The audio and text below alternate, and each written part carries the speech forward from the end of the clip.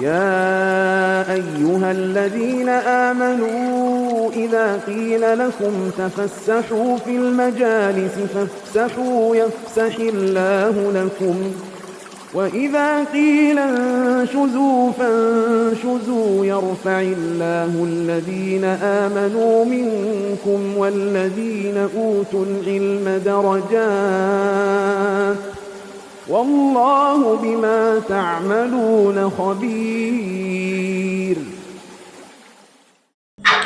بسم الله الرحمن الرحيم. السلام عليكم ورحمة الله وبركاته. الحمد لله الذي جعل تعاقب الليل والنهار عبرة لمن يتذكر.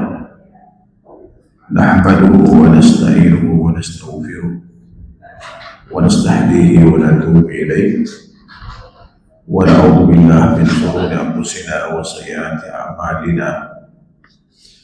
من يهده الله فلا مضل له ومن يضلل فلا هادي له.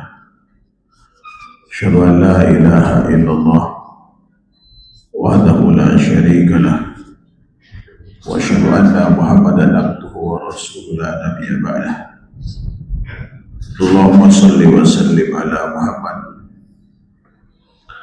وعلى آله وصحبه وسلم تسليما كثيرا. أما بعد. Jemaat sekalian yang Allah Subhanahu wa taala, alhamdulillah pada malam yang berbahagia ini Allah Subhanahu wa taala pertemukan kita pada kajian perdana setelah jeda Ramadan dan Syawal.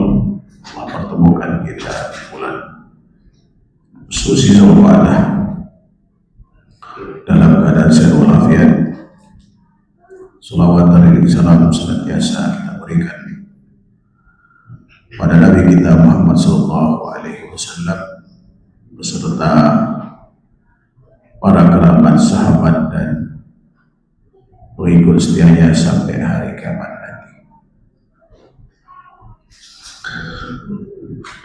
Tema kita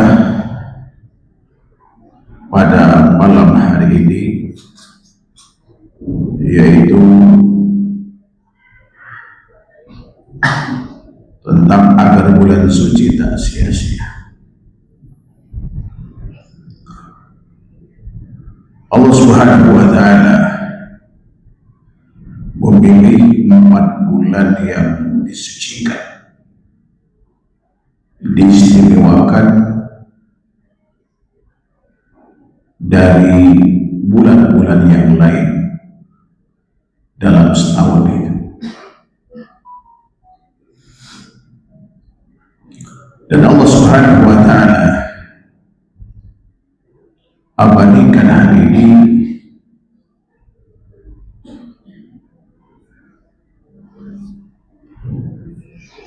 di dalam firman-Nya surah At-Taubah ayat 36. Allah Subhanahu wa taala berfirman, "Inna 'iddatash shuhuri 'indallahi 12 syahran fi kitabillah yawma khalaqallahu as-samawati wal ardh minha arba'atun hurum dzalika ad-dinul qayyim fala tadribu fihinna anfusakum wa qatilul musyrikina kafah kama yuqatilunakum kafah wa alamu annallaha ma'al muttaqin." Sesungguhnya bilangan bulan di sisi Allah ada 12 bulan dalam ketetapan Allah, yaitu di Lauh al-Mahfuz. Sejak Allah ciptakan langit dan bumi, 4 di antaranya suci. Itulah ketetapan agama yang baik. Maka janganlah kalian menzalimi diri kalian pada bulan-bulan tersebut. dan perangilah orang musuh secara keseluruhan sebagaimana mereka memerangi kalian secara keseluruhan. Dan ketahuilah bahwa sesungguhnya Allah itu hanya bersama orang-orang yang bertakwa. Di dalam ayat ini Allah jelaskan bilangan bulan dalam setahun. Ada 12 bulan, yaitu setelah Allah menciptakan ruang, Allah tentukan waktu. Dan Allah pilih 4 bulan yang diistimewakan. Memang namanya tidak disebutkan di dalam Al-Quran secara spesifik, tetapi hadis Nabi SAW menjelaskan tentang bulan yang dimaksud. Dalam hadis riwayat Imam Bukhari, juga Imam Ahmad dan Sayyid Sayyid Abi Hatim, dari sahabat mulia Abu Bakar, beliau bercerita komen Nabi SAW bi Aqabah, fajtama'a an-nasu ilayhi faqama fahamidallah wa athna alayhi bima huwa ahlu. Thumma qala ya ayyuhan nas inna az-zaman qad istadara bi hadha al-yawm ka hay'atihi yawma khalaqa Allahu as-samawati wal ardh. Ada tambah redaksi dalam riwayat Imam Ahmad, as-sana 12 sahar minha 4 hurum, 3 mutawaliyat, Zulqa'dah, Zulhijjah, Muharram, wa Rajab Mudhar, ma baina Jamada wa Sya'ban. Suatu hari Rasulullah berdiri di Aqabah. Para sahabat berbondong mendekatinya. Lalu beliau memulai berkhutbah dengan memuji Allah, dengan pujian dan sanjungan yang pantas bagi Allah Subhanahu wa Ta'ala. Dan beliau berkata, wahai sekalian manusia, sungguh waktu itu berputar pada hari ini seperti kondisi semula ketika Allah menciptakan langit dan bumi. Setahun terdiri dari 12 bulan, 4 bulan yang disucikan, 3 bulan disebut secara berurutan, Zulqa'dah, Zulhijjah, Muharram, dan Rajab Mudhar yang berada di antara Jamadal Akhir dan bulan Sya'ban. Itu bulan Rajab yang kita maksud. Kenapa muncul istilah Rajab Mudhar? Karena saat itu ada istilah Rajab Rabi'ah, di mana kabilah Rabi'ah meyakini 1 bulan suci yang terpisah dari 3 bulan yang berurutan itu adalah bulan yang berada di antara bulan Sya'ban dan Syawal, yaitu bulan Ramadan. Ini asal muasal kenapa Ramadan dibilang bulan suci. Itu berasal dari kesalahpahaman atau keyakinan kabilah Rabi'ah dalam menentukan bulan suci yang terpisah dari bulan yang 3 itu. Dan yang Rasulullah benarkan adalah keyakinan kabilah Mudhar yang meyakini bahwa bulan suci yang dimaksud yang berada di antara Jamadal Akhir dan bulan Sya'ban, itu bulan Rajab yang dimaksud. Nah, ini tentu kita pastikan dulu tentang bulan sucinya. Ini artinya Ramadan bukan bulan suci. Nah, Zulqa'dah ini bulan yang nyaris terlupakan, bahkan tidak dianggap istimewa. Bahkan tadi pagi saya tanya ibu-ibu, ya kan, lebih istimewa mana Zulqa'dah dengan Ramadan? Kalau pertanyaan yang sama saya lemparkan sekarang, kira-kira jawabannya apa? Lebih istimewa mana, Zulqa'dah atau Ramadan?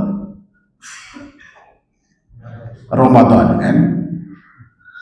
Ini tanda-tanda kalau bulan suci itu bisa sia-sia. Lewat setiap tahun, tapi kita nggak anggap bulan yang sangat istimewa. Kalau antum pilih yang mana, Ramadan atau bulan Zulqa'dah? Hah? Kenapa? Ragu dia. Antum pilih yang mana? Mana istimewa, Zulqa'dah atau Ramadan?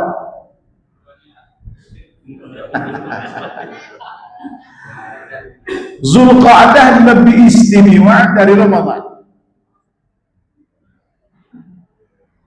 Ya kan? Zulqa'dah lebih istimewa dari bulan Ramadan. Andai kata Ramadan istimewa, niscaya Allah pilih menjadi salah satu dari 4 bulan suci.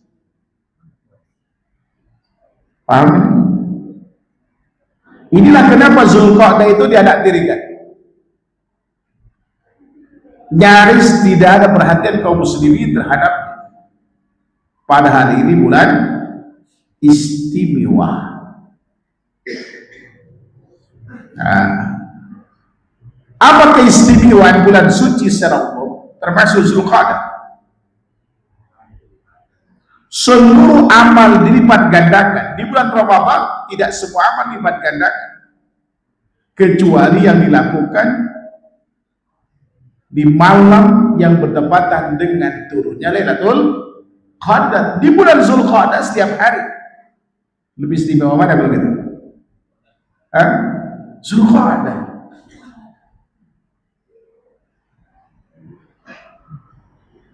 Lailatul Qadar kan dibatasi keistimewaan khairun min alfi syahr, 83 tahun.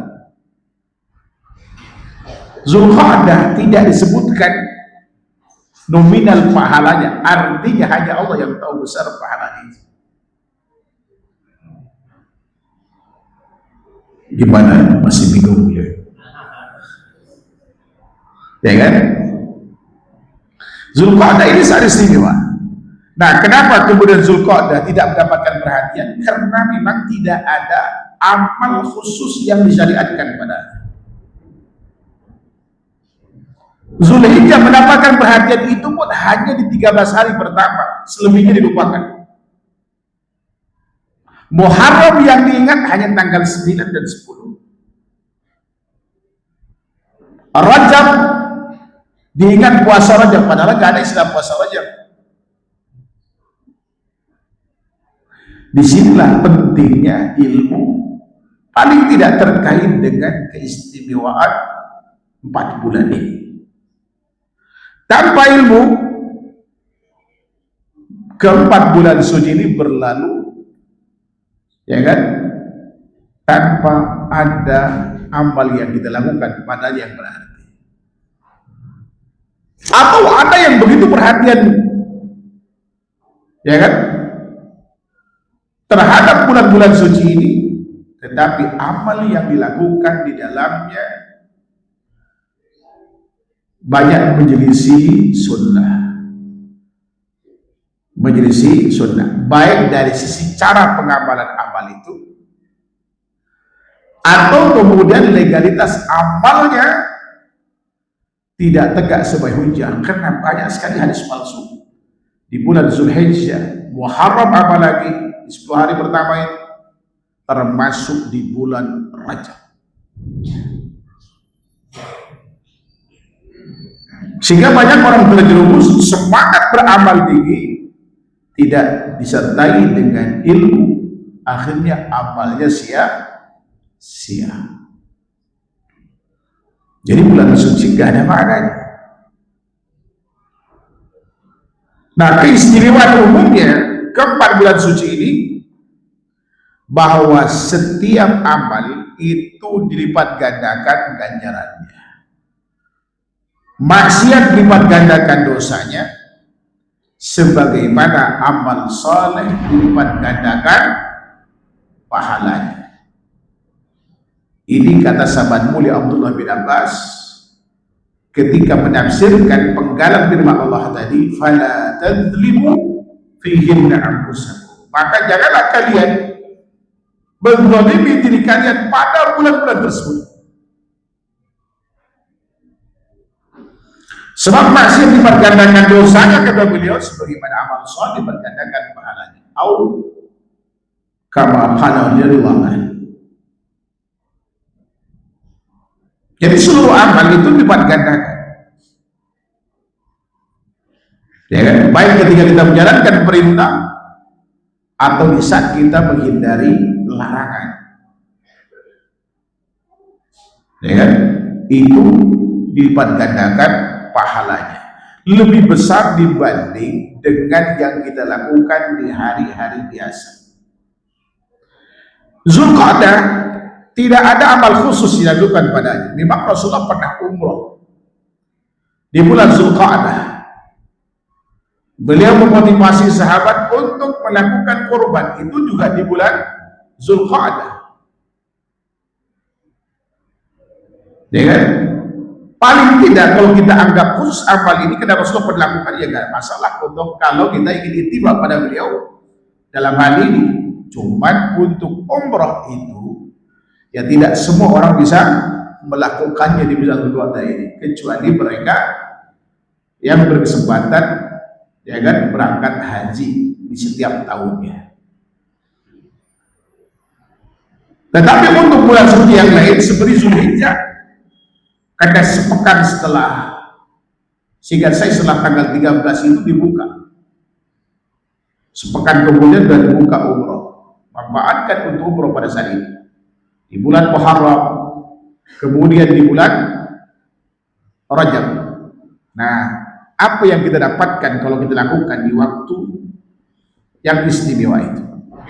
Tidak ada orang yang mendapatkan pahala amal daripada seorang yang melakukan amal di bulan suci, di tempat suci, dalam kondisi yang sangat istimewa, menjadi tahu Allah, dan dia sedang sampai dengan beragam ujian dan tantangan ketika melakukan amal. Belum lagi kalau dia memilih amalnya, apalagi kalau itu dilakukan di 10 hari pertama di bulan Zulhijjah, atau minimal di luar 10 hari pertama Zulhijjah. Bagi yang tidak haji, tidak ada yang lebih istimewa dari mereka yang berada di Mekah dengan melakukan amal itu. Ya kan? Keistimewaan tempat itu pahala lipat gandakan. Seluruh amal ketika kita berada di Mekah itu lipat gandakan pahala. Sahabat mulia Abdullah bin Abbas, kenapa tinggal di Taif ya? Karena khawatir dosa dilipat gandakan ketika berada di Mekah. Makanya beliau biasanya kalau masuk ke Mekah itu hanya untuk bawa umroh itu, selesai segera ya kan keluar dari Mekah karena takut melakukan kesalahan. Ini mengisyaratkan ya kan, keyakinan beliau bahwa amal ya kan di Mekah itu lipat gandakan, sebagaimana juga maksiat juga lipat gandakan, seperti juga di bulan suci. Ya kan? Yang kedua, karena keistimewaan waktu, yaitu bulan suci, apalagi berada di 10 hari pertama di bulan Zulhijjah, itu sangat istimewa sekali. Siang dan malam itu istimewa. 10 hari pertama Zulhijjah, termasuk kita yang berada di Indonesia, kita minus tempat. Kemudian kondisi menjadi tamu Allah, itu istimewa, mustajab doa. Ya kan? Wabdullah al-Umar wal-Hujjal Abdullah da'ahum fa'ajabu sa'aluhu fa'atahu, kata Rasulullah. Ada riwayat Nasai, Abu Daud dan yang lain. Orang yang haji dan umrah sama Allah, Allah panggil mereka, kemudian segera mereka menyegerakan panggilan, memenuhi panggilan itu. Ketika minta mereka berdoa ke Allah, Allah kabulkan. Itu mustajab doa ketika orang sedang menjadi tamu Allah pada saat kita sedang berihram untuk haji atau umrah. Tinggal kemudian kita pilih amalnya. Umrah amal istimewa, haji amal istimewa, sedekah amal istimewa, sholat istimewa, tawaf istimewa. Kita pilih apa nih? Apalagi yang punya tantangan, mungkin punya penyakit, harus didorong dan segala macam, itu memperberat beban pahala itu. Sebab Rasulullah katakan, inna idhabil jaza fa'idhabil bala. Besarnya pahala itu sangat tergantung pada besarnya tantangan. Di saat kita melakukan amal semakin berat, semakin sulit kita melakukan karena kondisi fisik, ya kan, atau kemudian cuaca ekstrim, dingin atau panas, atau kondisi kurang sehat, tapi kita tetap melakukan amal, ya kan, dan menyempurnakannya, maka di situ bertambah pahala amal kita, ya kan. Kalau kondisi mungkin saja di Indonesia, waktu mungkin saja di Indonesia, ya kan, tetapi kondisi tadi, kondisi menjadi tamu Allah, dan tempat itu tidak ada kecuali di Mekah.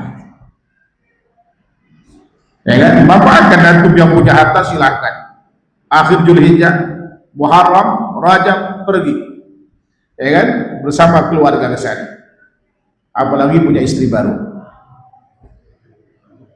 nikah maksudnya. Bapak Ibu itu harus Subhanahu wa Ta'ala, ya kan.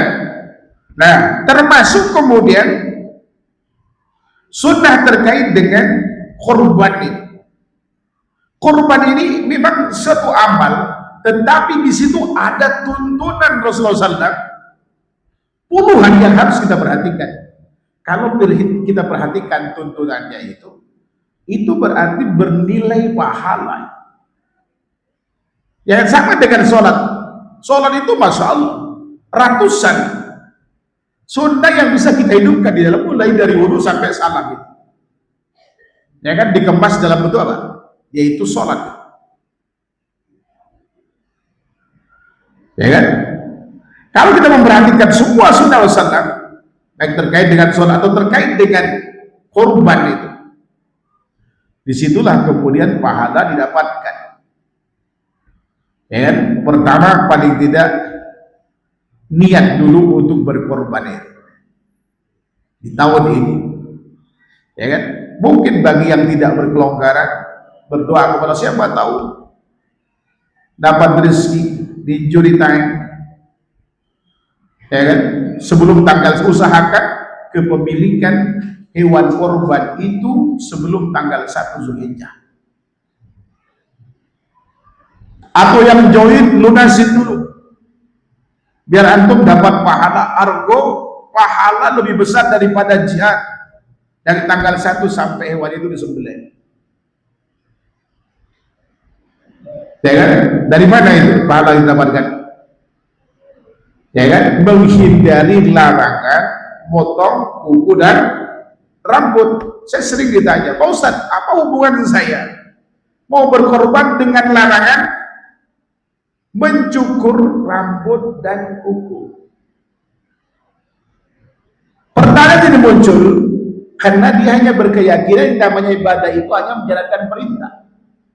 Padahal ibadah itu bisa menjalankan perintah atau menjauhi larangan. Bukankah ketakwaan itu maknanya menjalankan perintah, menjauhi larangan? Itu ibadah. Kalau kita tidak mencukur rambut, tidak potong kuku karena kita berkorban, karena kita ada larangan itu, maka di saat itu argo pahala yang lebih besar daripada jihad itu kita dapatkan. Sebab Rasulullah pernah bersabda dalam hadis Muslim, dan ada tambahan redaksi dalam riwayat Imam Nasa'i dari Ummu Salamah, beliau mengatakan, idza dakhala al-'ashru wa indahu illa yuridu an yudahhiya fala ya'hudanna sya'ran wa la yaqlimanna dhufra hatta yudahhiya. Ini tambahan redaksi dalam riwayat Imam Nasa'i. Apabila telah masuk 10 hari pertama Zulhijjah dan seorang di antara kalian memiliki hewan korban yang ini dikorbankan, maka jangan sekali-kali memotong kuku dan rambut sampai hewan korban itu disembelih. Ini larangan kan? Nah, sementara 10 hari pertama di bulan Zulhijjah itu hari yang sangat istimewa untuk melakukan amal. Banyak hadis di antaranya riwayat Imam Bukhari, Tirmidzi, Ahmad dari Abdullah bin Abbas. Rasulullah mengatakan, "Ma min yawmin, ma min ayyamin al-amalu salih fiha afdalu min hadhihi al-ayyam." Yang ayyamul ashar kata beliau. Tidak ada hari dari hari-hari yang ada suatu amal saleh yang dilakukan padanya lebih istimewa daripada amal saleh yang dilakukan di hari-hari ini, yaitu ayyamul ashar, 10 hari pertama Zulhijjah. Para sahabat yang meyakini tidak ada amal yang lebih besar daripada jihad berkata kepada Rasulullah, "Qalu walal jihad fisabilillah ya Rasulullah." Tidakkah jihad itu lebih istimewa dibanding dengan amal saleh ini? Kata Rasulullah, "Walal jihad." Jihad tidak lebih istimewa dibanding dengan suatu amal saleh yang dilakukan di 10 hari pertama di bulan Zulhijjah, kecuali jihadnya itu dilakukan di 10 hari pertama di bulan Zulhijjah. Makanya Rasul katakan, "Illa rajulun kharaja bi nafsi wa mali wa lam yarji bi dzalika bi syai'." Kecuali pada hari itu seorang mengeluarkan seluruh hartanya, ya kan, dan jiwanya, lalu dia tidak pulang dengan jiwa dan hartanya, dia mati syahid. Setelah dikorbankan seluruh hartanya lalu ikut perang, dia mati syahid. Baru amal ini mengalahkan suatu amal saleh yang kita lakukan di 10 hari pertama di bulan Zulhijjah. Sesuatu dikatakan amal saleh kalau menjalankan perintah, menjauhi larangan. Berarti kita menghindari larangan sejak tanggal 1 sampai hewan itu disembelih, ya paling cepat mungkin tanggal 10 Zulhijjah sampai tanggal 13 waktunya, itu argo pahala itu terus mengalir. Walau kita sedang tidur, berbaring dan sebagainya, ini Masya Allah, betapa istimewanya orang yang berkorban. Agar kita bisa berkorban setiap tahun, jangan paksain sapi limusin setiap tahun.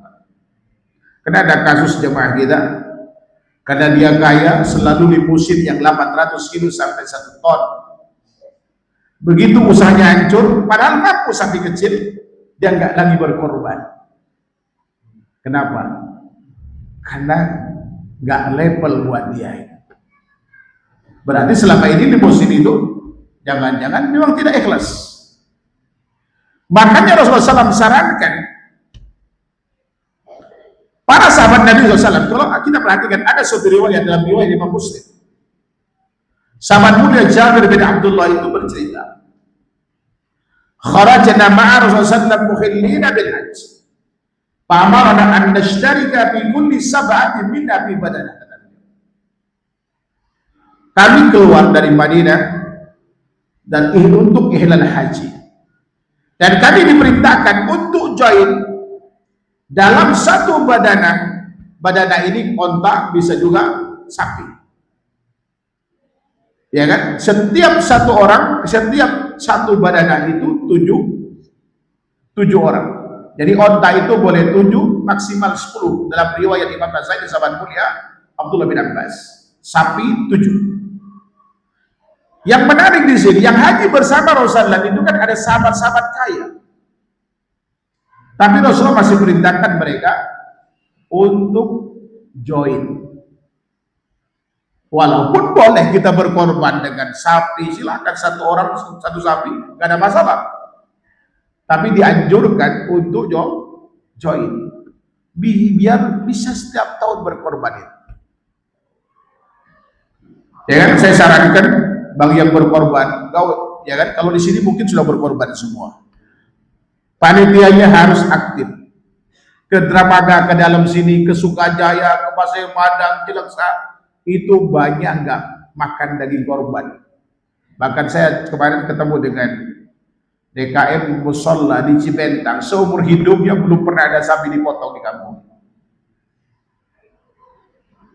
Di Cibentang. Ya kan? Memang aksesnya agak susah, hanya bisa dengan motor itu. Bila ketemu saya itu lewat apa namanya, lewat sawah, saya sendiri nggak bisa. Ya kan?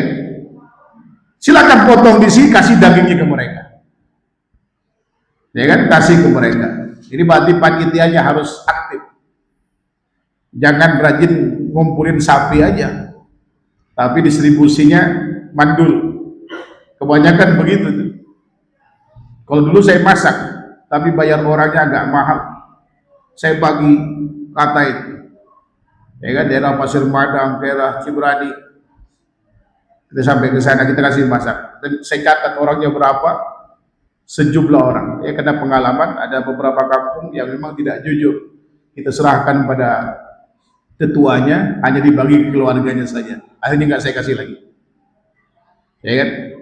Silakan cari kampung-kampung sini. Kalau di sini saya yakin udah dapat semua. Saudara kita banyak di sana nggak pernah makan daging itu. Kebanyakan di sana makan ikan asin. Itu pun kalau ada. Ya kan? Bapak Ibu yang dirahmati Subhanahu wa taala. Ini berkaitan dengan korban. Ya kan? Kita perhatikan, ya kan, mulai dari pemilihan, ya kan, hewan itu. Memang diutamakan yang paling afdal itu adalah berkorban kambing. Dan ini tradisi di zaman Rasulullah SAW.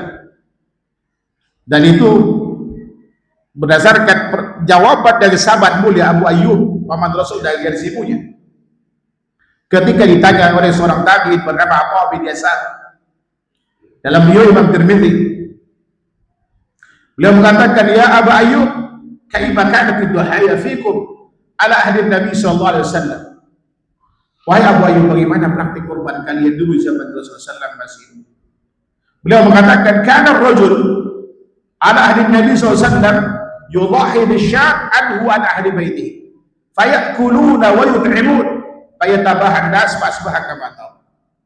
Seorang kepala keluarga berkorban seekor kambing atas nama diri dan keluarganya, termasuk yang meninggal dapat pahala di sini, ya kan? Tapi kalau orang yang meninggal itu tidak boleh dikorban atas nama yang meninggal ini, tetapi dia mendapatkan pahala dari korban orang yang hidup, khususnya anak yang berkorban dia dapat itu, berdasarkan hadis ini, ya kan? Dan dagingnya sebagian dimakan dan sebagian dihidangkan dalam bentuk matang itu. Dan mereka berlomba-lomba melakukan sebagaimana kau lihat sekarang, ya kan? Jadi afdalnya itu adalah kambing. Tapi kalau mau join silahkan, tidak masalah. Kalau mau sendirian sapi silahkan, boleh satu, boleh dua. Karena Rasulullah SAW juga korban kambing dua, sebagaimana riwayat Bukhari dari sahabat mulia Anas, karena Nabi SAW yudahi bil madinati kabsyain amlahain aqranain. Rasulullah berkorban di Madinah dua kambing, dua domba, kambing jantan, domba jantan itu, kabs, ya kan?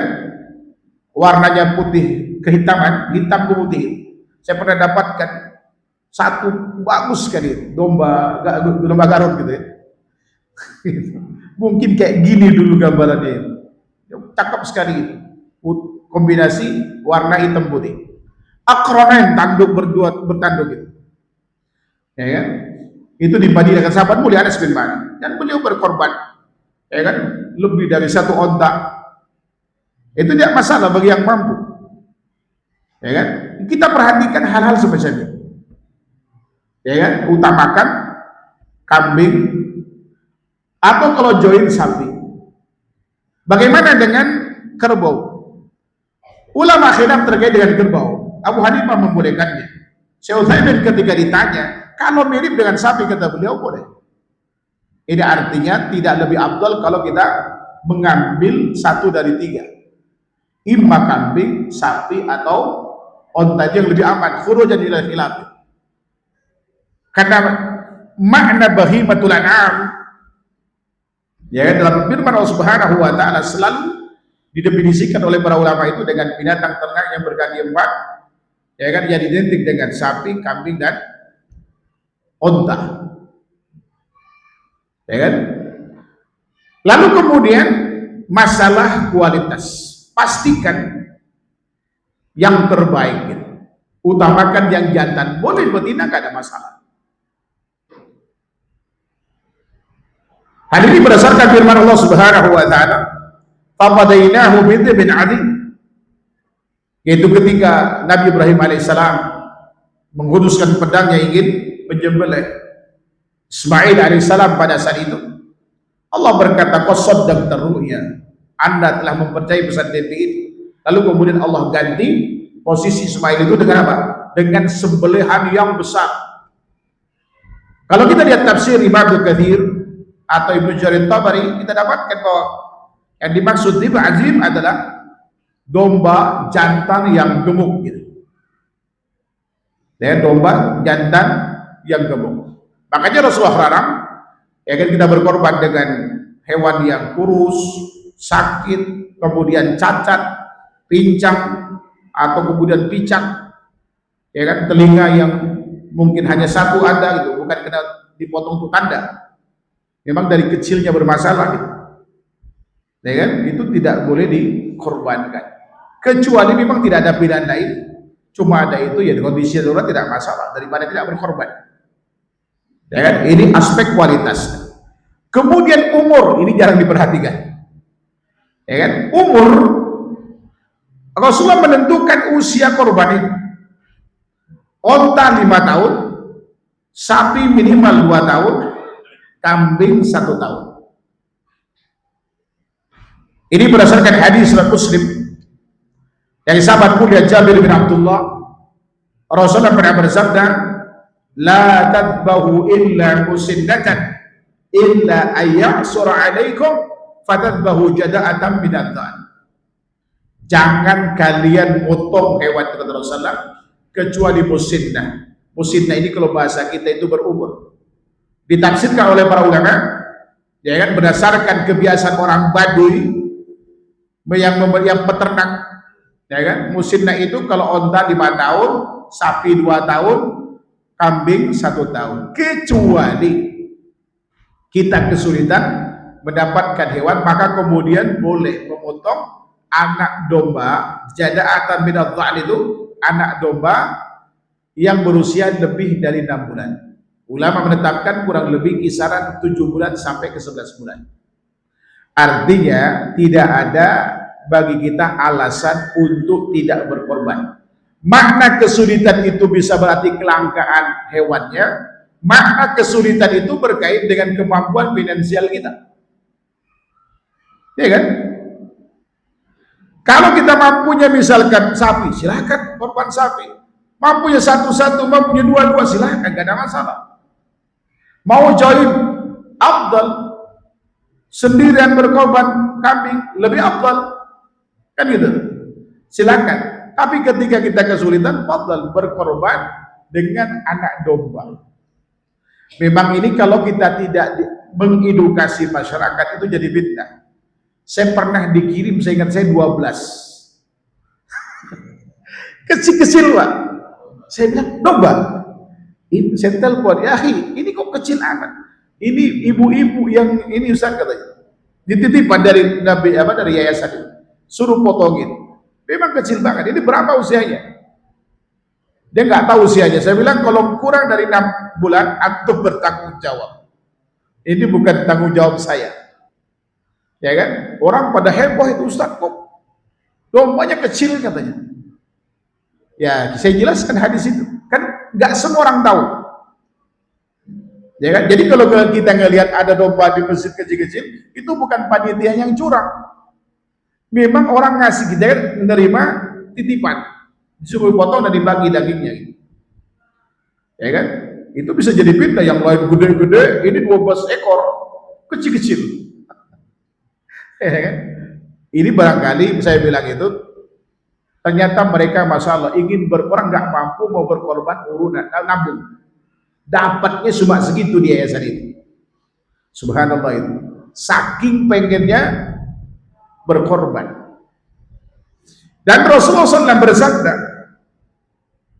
ini peringatan bagi kita yang mampu. Ada hadis riwayat Imam Ibnu Majah Dari sahabat mulia Abu Hurairah radhiyallahu anhu, Rasulullah pernah bersabda, "Man kana lahu sa'ah wa lam yudhahi fala yaqrabanna musallana." Barang siapa yang punya kelebihan harta, lalu dia tidak berkorban, jangan sekali-kali mendekat dengan tempat sholat kami, kata Rasulullah.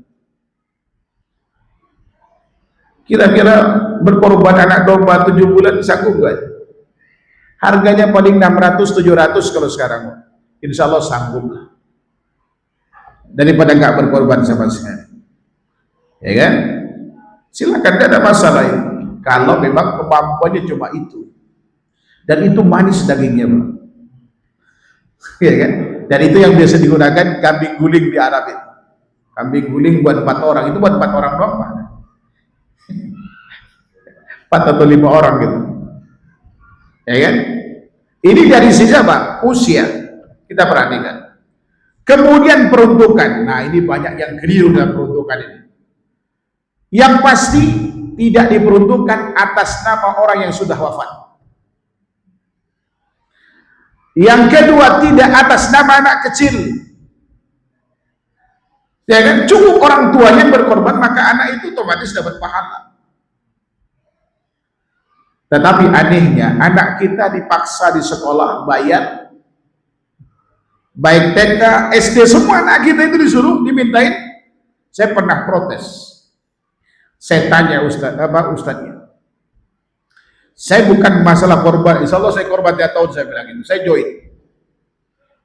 Anak ini udah dapat pahala dari apa yang kalau memang dapat pahala dari kami. Apa kemudian motivasi antum narikin anak-anak itu? Tujuannya apa kata dia? Tujuannya adalah mendidik anak supaya berkorban. Sekarang saya tanya, apakah guru-guru di sini semua berkorban? Antum berkorban nggak? Tidak. Ini kan pembodohan sebenarnya, sekaligus penipuan itu. Lalu kemudian dikumpulkan duit, ada yang 50, ada yang 100 kan, buat satu kelas.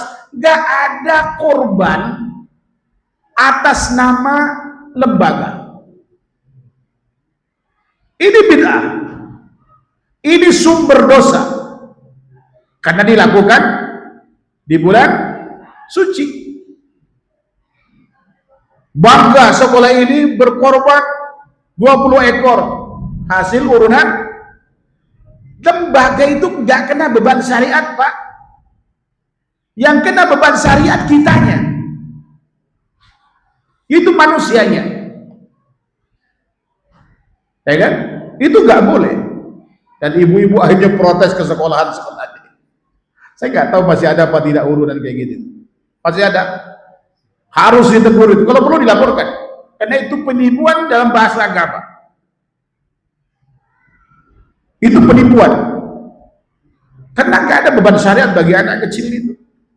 Apalagi atas nama kelas, Pak. Apalagi atas nama lembaga pendidikan, atas nama yayasan. Itu nggak ada dalam syariat Islam. Tidak pula atas nama gubernur sebagai jabatan, bupati, camat, presiden, menteri, nggak ada. Profesi itu nggak kena beban syariat. Yang kena beban syariat itu bidunya. Mau kerjanya sebagai apa itu urusan lain. Tapi dia sebagai presiden misalkan berkorban 1000 ekor sapi, nggak ada artinya. Kecuali Pak Prabowo-nya yang berkorban sendiri atas nama pribadi, nggak ada masalah. Tidak atas nama presiden. Biasanya kalau atas nama presiden itu korban politik. Yang ngasih kolega bisnisnya kan. Yang anehnya lagi, ada DKM, ya kan, nggak jauh dari komplek kita, tinggal bangga, Pak Ustadz, alhamdulillah kami dapat korban. Dari mana Pak? 7 ekor dari perusahaan. Kotorlah perusahaannya itu punya nonis. Innalillahi wa inna ilaihi raji'un, akhirnya bilang gitu. Itu bukan korban, Anda jadi korban. Itu namanya korban ekonomi itu, supaya masyarakat tidak protes kalau ada masalah dengan perusahaan itu korban politik sekaligus korban ekonomi. Itu bukan korban. Nggak ada korban atas nama perusahaan, atas nama instansi, nggak ada. Karena mereka tidak kena beban syariat. Yang kena beban syariat itu yang berakal ya manusia. Muslim aqil baligh. dan punya kemampuan secara finansial.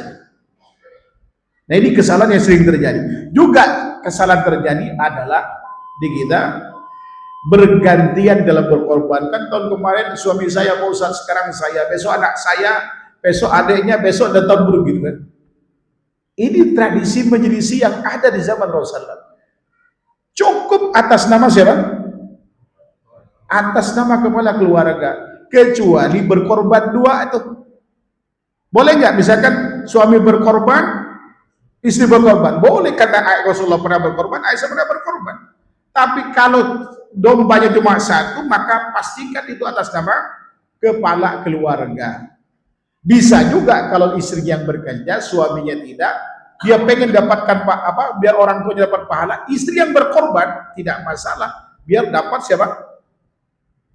Asal itu dari uang beliau pribadi, tidak minta ke suami, gitu kan? Berarti dia punya kelonggaran harta itu. Tapi kalau misalkan dia mau sedekah ke suaminya, kada tahun kemarin sudah misalkan, lalu bersedekah ke suaminya, sudah atas nama kamu aja, biar kamu dapat pahala, orang tak udah dapat pahala. Kemarin saya udah, orang tua saya udah, gitu kan? Itu nggak ada masalah juga, ya kan? Seperti itu nggak ada masalah. Ini perhatikan cara. Semua rangkaian sunnah ini kalau kita perhatikan, itu pahalanya lebih besar daripada jihad fisabilillah, ya kan? Pahalanya sangat besar kalau kita lakukan itu, ya kan? Kita memiliki sebelum tanggal 1, argo pahala dari tanggal 1 sampai hewan itu dipotong. Setelah itu perhatikan sunnah-sunnah yang lain, ya kan? Perhatikan sunnah-sunnah yang lain terkait dengan cara pemotongannya bagaimana, kemudian dagingnya di bagian seperti apa. Afdolnya daging korban itu dalam bentuk matang, ya kan? Dalam bentuk matang. Dalam semua nas Al-Quran ataupun hadis, mayoritas itu menggunakan kata it'am, makan, dalam bentuk makanan. Fayakuluna wa yut'imun, mereka mengakan dagingnya dan kemudian dihidangkan buat orang lain, ya kan? Atau dalam firman Allah Subhanahu wa taala, wa likulli ummatin ja'alna mansakan liyadhkuru ismallah ya fi ayyamin ma'lumat ala ma razaqallahu min bahimatil an'am fakulu minha wa at'imul ba'isal faqir, ya kan? Dan setiap umat telah walikullin ja'alna, dan setiap umat telah kami buat mansakan, yaitu cara beribadah, supaya mereka mengingat Allah di hari-hari yang telah diketahui, ya kan? Dan kemudian supaya berzikir kepada Allah Subhanahu wa taala atas apa yang telah dirisikan kepada mereka berupa binatang ternak. Maka makanlah dagingnya, dan sebagian kemudian dihidangkan kepada orang yang ba'isal faqir, itu orang miskin, yang sangat miskin itu.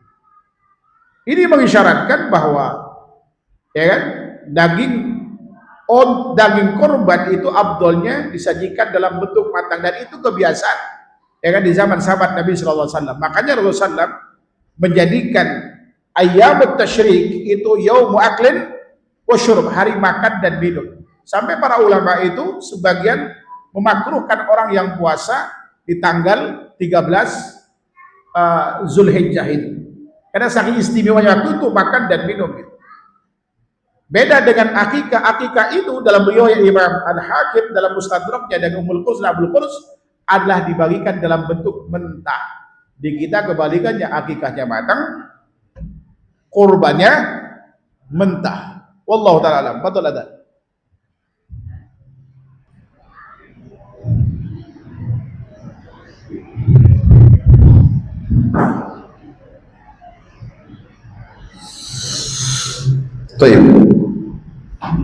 Jadi berarti baru dua, ya umrah dan kurban. Walaupun ini berkaitan khusus sebetulnya dengan bulan Zulhijjah.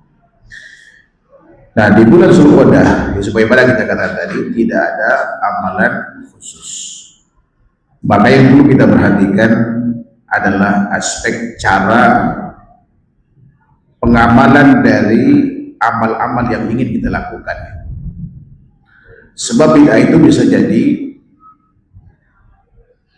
amal itu disyariatkan, tetapi caranya tidak disyariatkan. Atau kemudian legalitasnya tidak ada, otomatis caranya kita buat, itu juga bid'ah lagi. Dari yang paling banyak terjadi, hatta kita yang sudah kenal sunnah, bid'ah itu dari sisi pelaksanaan.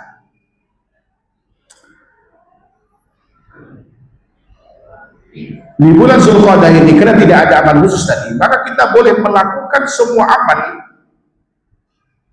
yang boleh dilakukan kapan saja, tak terkecuali di bulan Zulqa'dah. Hanya saja kita memperhatikan cara. Contoh, ya kan, seperti puasa sunnah. Ada 9 puasa sunnah yang bisa kita lakukan kapan saja, termasuk di bulan Zulqa'dah. Baik puasa sehari, ini puasa mutlak. Ketika Rasulullah datang pagi-pagi ke rumah Aisyah dalam riwayat Imam Bukhari, kemudian beliau berkata, hal indakum syai', adakah makanan? Kemudian kata Aisyah, tidak ada. La. Kemudian Rasul berkata, idzan ana shaim, kalau gitu saya puasa. Itu boleh saja di kapan saja, termasuk di bulan Zulqa'dah. Kemudian puasa 2 hari. Ini Senin Kamis di awal bulan. Dalam riwayat Nasa'i dari sahabat mulia Hafsah, walaupun sebagian narasi menyebutkan dari sebagian istri Nabi sallallahu alaihi wasallam, menceritakan tentang kebiasaan puasa Rasulullah. Karena Nabi sallallahu alaihi wasallam yasum tis'al hijjah wa yaum Asyura wa salasat ayyamin min kulli syahr wa awwal Isnain wal Khamis min kulli syahr. Adalah Nabi sallallahu alaihi wasallam puasa 9 hari Zulhijjah, puasa Asyura, puasa 3 hari setiap bulan, dan puasa Senin Kamis di awal bulan. Kemudian puasa 3 hari, sebagaimana hadis tadi. Puasa 3 hari ini bisa di luar ayyamul bait. Artinya bukan ayyamul bait. Yang sering Rasulullah lakukan bukanlah ayyamul bait. Tapi puasa kapan saja dalam 1 bulan itu sebanyak 3 hari. Ini yang pernah Rasulullah pesankan pada sahabat mulia Abdullah bin Amr bin As dalam riwayat Imam Bukhari, pernah dipesankan pada sahabat mulia Abu Hurairah juga dalam riwayat Bukhari Muslim, pernah dipesankan juga pada sahabat mulia Abu Sa'id Khudri ketika Rasulullah mengatakan ausani khalili, kata sahabat mulia Abu Hurairah, ausani khalili bi siyami salasati ayyam min kulli syahr, dengan wa utir qabla anak wa subhatan duha. Diwasiatkan kepadaku oleh kekasihku agar puasa 3 hari setiap bulan, witir sebelum tidur, dan sholat duha. Ya kan? Hal yang sama pernah dikatakan pada sahabat mulia Abdullah bin Amr bin As, Abu Sa'id Khudri, dan Aisyah ketika ditanya tentang kebiasaan puasa 3 harinya Rasulullah oleh Mu'adh al-Adawiyah, apa yang beliau lakukan itu ayyamul bait? Jawabannya tidak. Mu'adh datang kepada Aisyah dan mengatakan, ya Aisyah, akan Nabi sallallahu alaihi wasallam yasum salasat ayyamin min kulli syahr. Apakah dulu Rasulullah pernah puasa 3 hari setiap bulan? Aisyah menjawab iya. Kemudian Mu'adh bertanya lagi, ayyu yaumin kana yasumun Nabi sallallahu alaihi wasallam? Hari apa Rasulullah lakukan puasa 3 hari setiap bulan itu? Perhatikan jawaban Aisyah. Kana Nabi sallallahu alaihi wasallam yasum ayya yaumin sya'a. Rasulullah puasa 3 hari setiap bulan itu kapan saja beliau mau. Apakah Aisyah tidak tahu di sana ada ayyamul bait? Aisyah tahu. Tapi yang paling sering Rasul lakukan adalah 3 hari setiap bulan di luar ayyamul bait. Berdasarkan hadis ini. Kemudian ada puasa 6 hari, gabungan 3 hari ini dengan ayyamul bait. Kemudian ada puasa 7 dan 8 hari. Ini puasa Senin Kamis sebulan penuh, tergantung bilangan hari dalam sebulan itu 29 atau 30.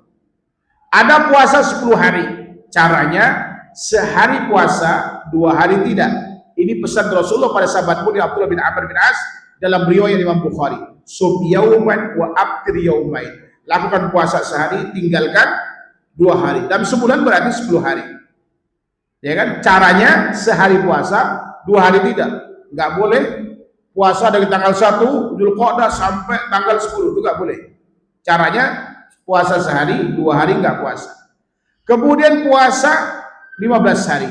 Puasa Daud udah tahu semua, sehari puasa, sehari tidak. Kemudian ada puasa 20 hari yang ke-9. Puasa apa itu?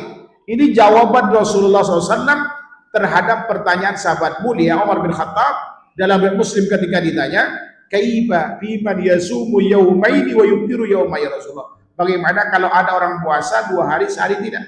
Kata Rasulullah, hal man yuqidu dzalik. Emang ada yang mampu lakukan itu? Ada kalau mampu silahkan, tapi tidak lebih ditekankan. Bahkan Rasulullah mengatakan tidak ada lebih afdal daripada puasa Daud. Puasa sunnah terbaik itu puasa Daud. Puasa sunnah terbaik adalah puasa Daud. Tapi kalau kita mau puasa 2 hari sehari tidak, berarti sebulan 20 hari boleh, tidak masalah. Minimal kita sekali lakukan itu. Kalau kita tahu sunnah Rasulullah SAW. Ini dah 9 varian puasa sunnah yang boleh dilakukan kapan saja. Namun dengan catatan, kalau ingin dilakukan di bulan Dzulqa'dah, tidak boleh kita mengkhususkan keumuman kebolehan varian amal ini hanya dilakukan di bulan apa? Dzulqa'dah. Misalkan setiap Dzulqa'dah kita puasa Daud terus gitu. Di luar itu kita nggak lakukan. Boleh apa tidak? Nggak boleh. Salah dari sisi cara. Itu bid'ah dari sisi cara. Amalnya nggak ada artinya. Ya kan? Atau kemudian puasa Senin Kamis aja dilakukannya. Setiap kali bulan Dzulqa'dah itu nggak boleh. Yang betul adalah kita variasikan. Kita variasikan itu. Dan pahala puasa kapanpun, ya kan? Baik yang sunnah apalagi yang wajib, itu pahalanya tanpa batas. Tidak ada amal yang lebih besar daripada pahala puasa. Sebagaimana keumuman hadis riwayat Imam Bukhari dari sahabat mulia Abu Hurairah radhiyallahu anhu, Rasulullah pernah bersabda, kullu amal ibni Adam yudha'af al-hasanatu bi asyri amthaliha ila sab'i bi'addi dhifin, faqala azza wa jalla illa siyam wa innahu li wa ana zibi. Semua perbuatan anak Adam lipat gandakan pahalanya dari satu kebaikan menjadi 10 sampai 700 kali lipatnya, kecuali puasa, kata Allah, itu milikku, akan berikan pahala dengannya. Imam Ibnu Rajab al-Hambali rahimahullah ketika mengomentari hadis ini dalam kitabnya Lataiful Ma'arif, beliau katakan seluruh amal manusia itu dibatasi dengan nominal tertentu pahalanya, kisaran 1 sampai 700 kali lipat, kecuali puasa, kata beliau. Itu tidak dibatasi dengan nominal tertentu. Artinya hanya Allah yang Maha tahu tentang besarnya pahala puasa. Sebab kata beliau, puasa adalah kesabaran.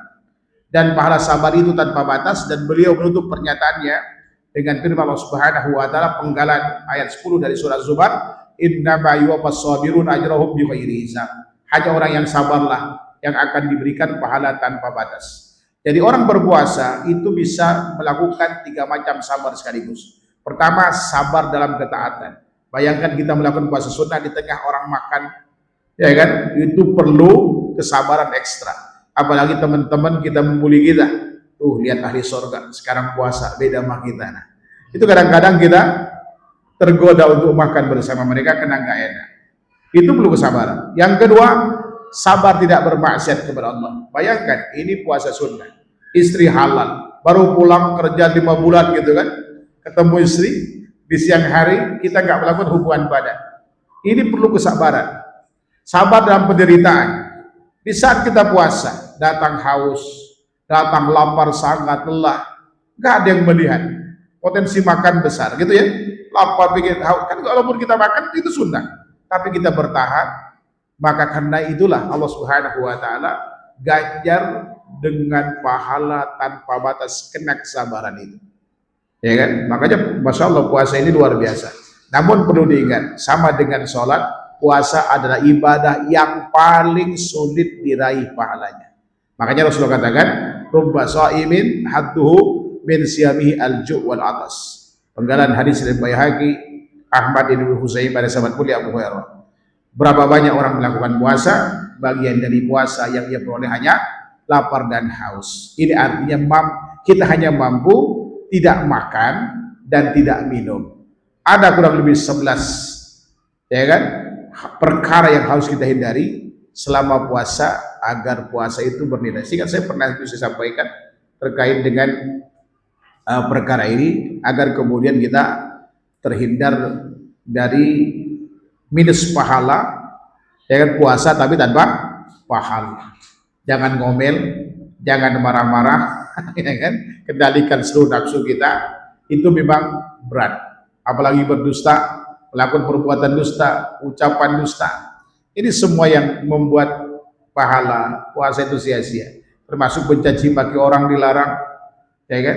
Ini luar biasa ya puasa ini. Tapi kalau kita mampu melewati semua tantangannya itu, maka bukan hanya pahala tanpa batas, bisa menjadi kontrol bagi perilaku kita, kemudian juga bisa mengendalikan emosi kita, menjadi benteng kita dari api neraka, dan bisa menjadi apa?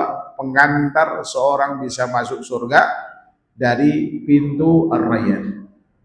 Mudah-mudahan itu kita. Nah, selebihnya silakan baca Quran seperti biasa, zikir seperti biasa, ya kan? Hanya saja walaupun kita melakukan amal-amal itu rutin sebagaimana umum dilakukan di hari-hari di luar di bulan Zulqa'dah, pahalanya ketika dilakukan di bulan Zulqa'dah itu berlipat ganda. Karenanya perhatikan kualitas dan kuantitasnya. Kuantitas itu berkait dengan jumlahnya, kualitas itu berkaitan dengan legalitas dan cara pengamalan sunnah itu. Agar kemudian ibadah di bulan Zulqa'dah ini dan bulan-bulan suci lainnya itu bernilai dan tidak sia-sia. Wallahu ta'ala alam. Wassallallahu Muhammad wa ala alihi wasallam. Subhanakallahumma wa bihamdika asyhadu an la ilaha illa anta astaghfiruka wa atubu ilaik. Assalamualaikum warahmatullahi wabarakatuh.